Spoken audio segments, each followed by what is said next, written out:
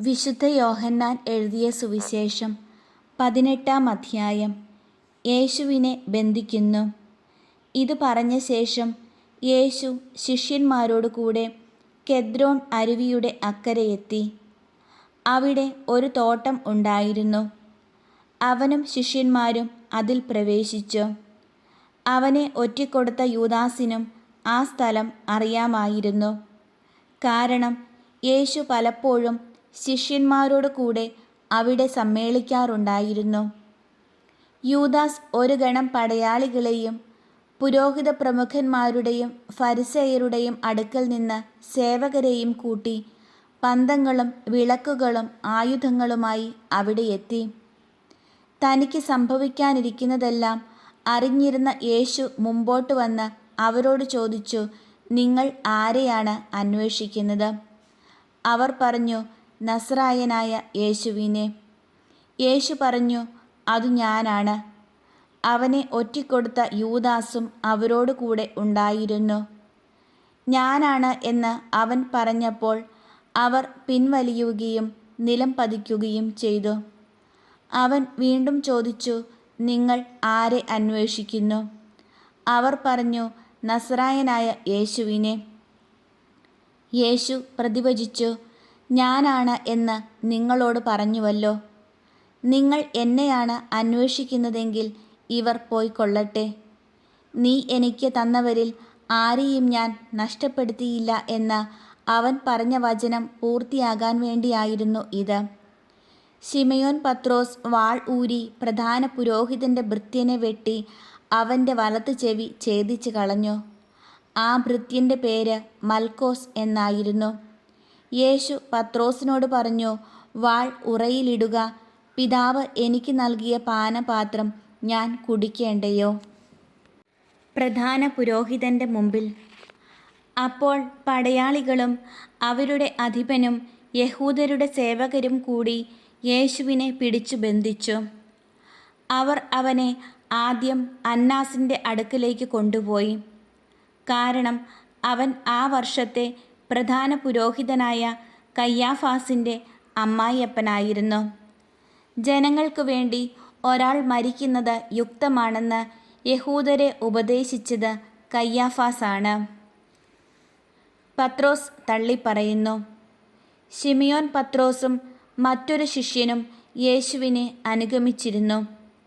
ആ ശിഷ്യനെ പ്രധാന ആചാര്യന് പരിചയമുണ്ടായിരുന്നതിനാൽ അവൻ യേശുവിനോട് കൂടെ പ്രധാന പുരോഹിതൻ്റെ കൊട്ടാരമുറ്റത്ത് പ്രവേശിച്ചു. പത്രോസാകട്ടെ പുറത്ത് വാതിൽക്കൽ നിന്നു. അതിനാൽ പ്രധാന പുരോഹിതൻ്റെ പരിചയക്കാരനായ മറ്റേ ശിഷ്യൻ പുറത്തു ചെന്ന് വാതിൽ കാവൽക്കാരിയോട് സംസാരിച്ച് പത്രോസിനെയും അകത്ത് പ്രവേശിപ്പിച്ചു. അപ്പോൾ ആ പരിചാരിക പത്രോസിനോട് ചോദിച്ചു, നീയും ഈ മനുഷ്യൻ്റെ ശിഷ്യന്മാരിലൊരുവനല്ലേ? അല്ല എന്ന് അവൻ പറഞ്ഞു.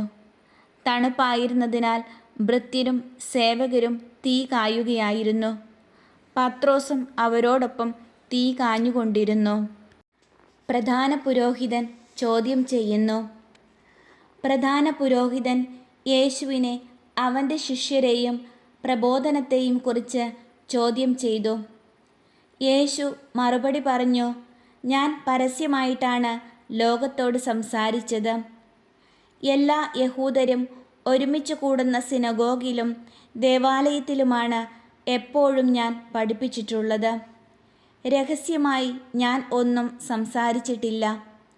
എന്നോട് ചോദിക്കുന്നതെന്തിന്? ഞാൻ പറഞ്ഞതെന്താണെന്ന് അത് കേട്ടവരോട് ചോദിക്കുക. ഞാൻ എന്താണ് പറഞ്ഞതെന്ന് അവർക്കറിയാം. അവൻ ഇത് പറഞ്ഞപ്പോൾ അടുത്തു നിന്നിരുന്ന സേവകന്മാരിലൊരുവൻ, ഇങ്ങനെയാണോ പ്രധാന പുരോഹിതനോട് മറുപടി പറയുന്നത് എന്ന് ചോദിച്ചുകൊണ്ട് യേശുവിനെ അടിച്ചു. യേശു അവനോട് പറഞ്ഞു, ഞാൻ പറഞ്ഞത് തെറ്റാണെങ്കിൽ അത് തെളിയിക്കുക. ശരിയാണ് പറഞ്ഞതെങ്കിൽ എന്തിന് നീ എന്നെ അടിക്കുന്നു? അപ്പോൾ അന്നാസ് യേശുവിനെ ബന്ധിച്ച് കയ്യാഫാസിൻ്റെ അടുക്കലേക്ക് അയച്ചു. പത്രോസ് വീണ്ടും തള്ളിപ്പറയുന്നു. ശിമയോൻ പത്രോസ് തീ കാഞ്ഞുകൊണ്ട് നിൽക്കുകയായിരുന്നു. അപ്പോൾ അവർ അവനോട് ചോദിച്ചു, നീയും അവൻ്റെ ശിഷ്യന്മാരിൽ ഒരുവനല്ലേ? അല്ല എന്ന് അവൻ തള്ളി പറഞ്ഞു. പ്രധാന പുരോഹിതൻ്റെ ഭൃത്യരിലൊരുവനും പത്രോസ് ചെവി ഛേദിച്ചവൻ്റെ ചാർച്ചക്കാരനുമായ ഒരുവൻ അവനോട് ചോദിച്ചു, ഞാൻ നിന്നെ അവനോട് കൂടെ തോട്ടത്തിൽ കണ്ടതല്ലേ? പത്രോസ് വീണ്ടും തള്ളിപ്പറഞ്ഞു. ഉടനെ കോഴി കൂവി. പീലാത്തോസിൻ്റെ മുമ്പിൽ. യേശുവിനെ അവർ കയ്യാഫാസിൻ്റെ അടുത്ത് നിന്ന് പ്രത്തോറിയത്തിലേക്ക് കൊണ്ടുപോയി. അപ്പോൾ പുലർച്ചെയായിരുന്നു. അശുദ്ധരാകാതെ പെസഹ ഭക്ഷിക്കേണ്ടതിനാൽ അവർ പ്രത്തോറിയത്തിൽ പ്രവേശിച്ചില്ല. അതിനാൽ പീലാത്തോസ് പുറത്ത് അവരുടെ അടുക്കൽ വന്നു ചോദിച്ചു, ഈ മനുഷ്യനെതിരെ എന്താരോപണമാണ് നിങ്ങൾ കൊണ്ടുവരുന്നത്? അവർ പറഞ്ഞു, ഇവൻ തിന്മ പ്രവർത്തിക്കുന്നവനല്ലെങ്കിൽ ഞങ്ങൾ ഇവനെ നിനക്ക് ഏൽപ്പിച്ചു തരികയില്ലായിരുന്നു. പീലാത്തോസ് പറഞ്ഞു, നിങ്ങൾ തന്നെ അവനെ കൊണ്ടുപോയി നിങ്ങളുടെ നിയമമനുസരിച്ച് വിധിച്ചു കൊള്ളുവിൻ. അപ്പോൾ യഹൂദർ പറഞ്ഞു, ആരെയും വധിക്കുന്നതിന് നിയമം ഞങ്ങളെ അനുവദിക്കുന്നില്ല.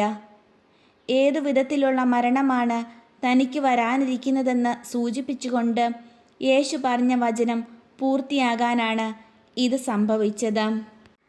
പീലാത്തോസ് വീണ്ടും പ്രത്തോറിയത്തിൽ പ്രവേശിച്ച് യേശുവിനെ വിളിച്ച് അവനോട് ചോദിച്ചു, നീ യഹൂദരുടെ രാജാവാണോ?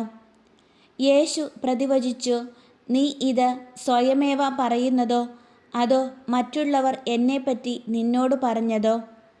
പീലാത്തോസ് പറഞ്ഞു, ഞാൻ യഹൂദനല്ലല്ലോ.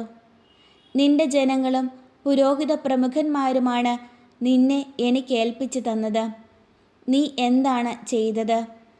യേശു പറഞ്ഞു, എൻ്റെ രാജ്യം ഐഹികമല്ല.